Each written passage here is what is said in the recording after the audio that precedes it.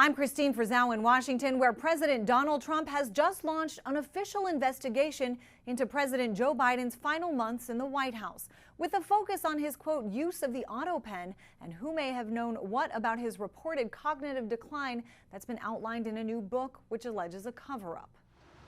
The Department of Justice, just the latest entity to be launching an investigation into President Joe Biden's final months in the White House. I know some of the people that use that auto pen, and those are not the people that had the same ideology as Joe Biden. These were radical left lunatics that used that, and they didn't get elected. Trump focusing in part on presidential pardons Biden signed, including for family members, and the sentences he commuted of prisoners on death row.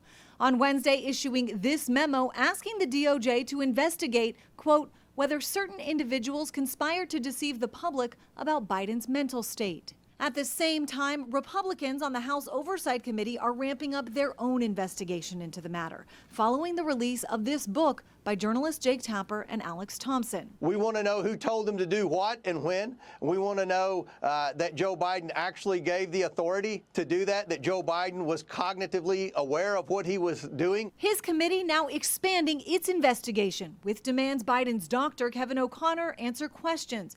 Also now calling former Chief of Staff Ron Klain and other Biden officials Anita Dunn, Bruce Reed, and Steve Ricchetti.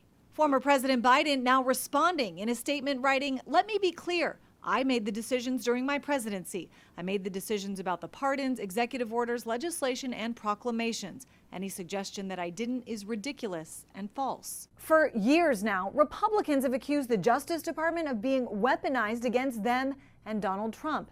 Now critics say Trump is weaponizing it himself, even using the DOJ as his personal law firm. The idea of focusing on President Biden is a way of distracting from Donald Trump's efforts to completely undermine our democracy, to grift and engage in corruption. Even though he left office months ago, Joe Biden once again a major target for Republicans on Capitol Hill.